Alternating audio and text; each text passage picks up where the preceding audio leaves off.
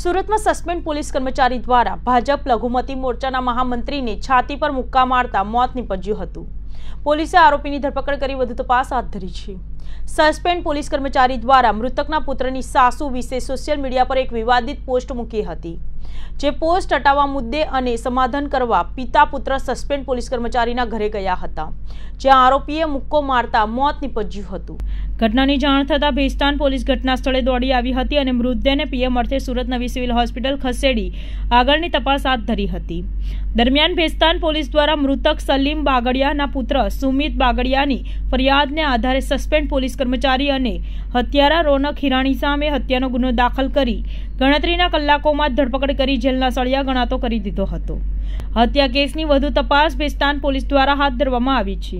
ગતરોજ તારીખ 9/3/2024 ના રોજ ભેસ્તાન પોલીસ સ્ટેશન વિસ્તારમાં હત્યાનો ગુનો નોંધાયેલ છે, જેમાં સસ્પેન્ડેડ એએસઆઈ રોનક હિરાણી તથા મરણ જનાર સલીમભાઈ બાગડિયા અને તેમના પુત્ર સુમિત સલમભાઈ બાગડિયા વચ્ચે સોશિયલ મીડિયામાં પોસ્ટ મૂકવા બાબતે ઝઘડો થયેલ હતો, જેમાં સલીમભાઈને પેટના ભાગે મૂઢમાર વાગતા તેઓને હોસ્પિટલ લઈ જવામાં આવેલ, જ્યાં ફરજ પરના ડોક્ટર દ્વારા તેમને મૃત જાહેર કરવામાં આવેલ હતા। આ બનાવમાં પોલીસે પેનલ દ્વારા પીએમ કરાવીને ત્યારબાદ આઈપીસી 302 હેઠળ ગુનો નોંધેલ છે।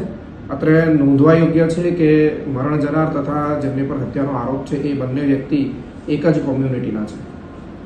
સાહેબ, હત્યા કેમ થઈ હતી? આ હત્યા ભેસ્તાન પોલીસ સ્ટેશન વિસ્તારમાં આવેલ રોયલ એવન્યુ એપાર્ટમેન્ટ કે જે સુમિત હોટલની સામે છે ઊન ભેસ્તાન ખાતે આરોપીના રહેણાંક સ્થળ ખાતે બન્યો હતો। સાહેબ, આપનો કોઈ વિનાયક ઇતિહાસ છે? ઉપરોક્ત ગુનામાં સામેલ આરોપી રોનક એએસઆઈ સસ્પેન્ડેડ એએસઆઈ છે અને ભૂતકાળમાં તેઓની ઉપર પ્રોહિબિશનનો ગુનો દાખલ થયેલ છે અને હાલમાં તેઓ સસ્પેન્શન હેઠળ છે। કારણ શું મુખ્ય હત્યાનું?